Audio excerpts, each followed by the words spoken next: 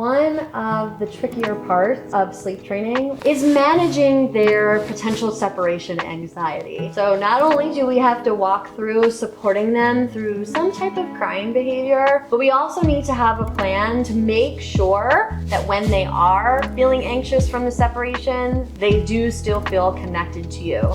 Let's talk about how. Hi, my name is Sarah Basio, and as one of the certified pediatric sleep experts of Your Zen Baby Sleep, I help families with children ages 0 to 8 years old get their sleep on track and work through things like separation anxiety so that we can have successful outcomes when we are choosing to prioritize our family's sleep.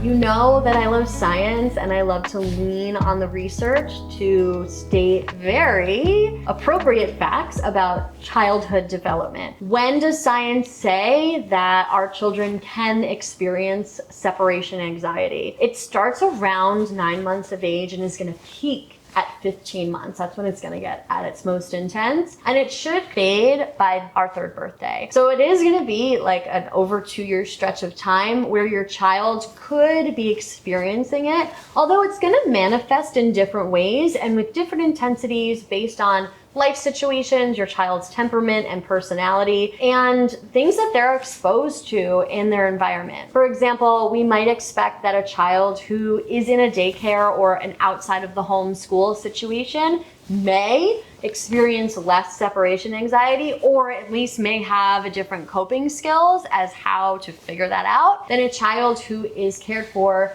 inside the home with maybe a nanny or a babysitter, an au pair, or even full-time with their parents. There are lots of ways that we can support our children and help them feel really confident that we're coming back. What is separation anxiety? It just means that your kids are nervous that you're going someplace and you're not coming back, or they're nervous to be far away from you. They like to feel that connection and that closeness. They feel comfort with you. And while, again, the intensity is gonna vary based on your child's personality, everyone can work slowly but surely every single day on building up your child's confidence in an age-appropriate way. 2 great games that we can play for our younger babies who are just starting to experience this during the daytime are hide and seek. So think about hide and seek. This is the idea of understanding object permanence. When we put the blanket or the towel or whatever in between us or even our hands, our child can't see us. When our child can't see us, before they have this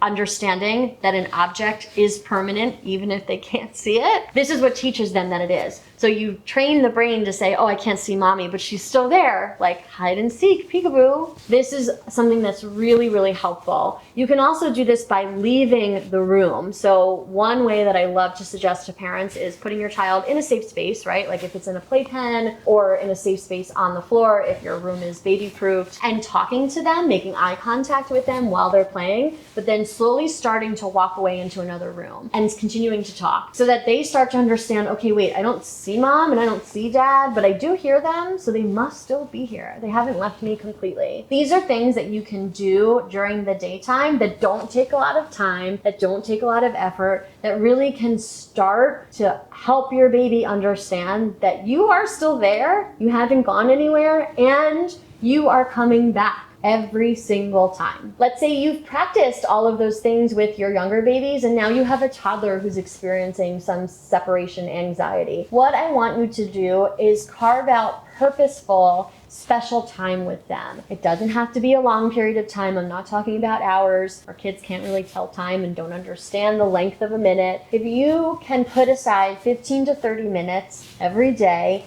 that doesn't have to do with demands, right? So it's not during the demand of getting ready for dinner, not during the demand of the bedtime routine, not during the demand of getting up and getting dressed to go to school. It's focused time outside of those scenarios where you're just with them and giving them your full attention. Have them pick out a book that they really want you to read. Pick out a game that you would like to play together. If it's nice, go outside and talk about nature, right? There's so many things that you can do that seem so small to us but are so meaningful for our toddlers and older kids that can really help them feel connected to you and fill their cup in that way. They need the connection and they need their cup to feel full in order to be able to translate these skills to bedtime. Now, if you haven't picked up what I've put down yet, I'm going to be very clear. A lot of dealing with separation anxiety really is not just something that you can manage at nap time or at bedtime. It's something that you have to do continuously throughout your day. So by the time you do put your child down for nap or bed, and they are very aware that there's going to be a long stretch without their parents, they feel confident, they feel good, they feel connected to you, and they know and understand without a doubt that you always come back. A lot of managing the anxiety around bedtime doesn't really start at bedtime.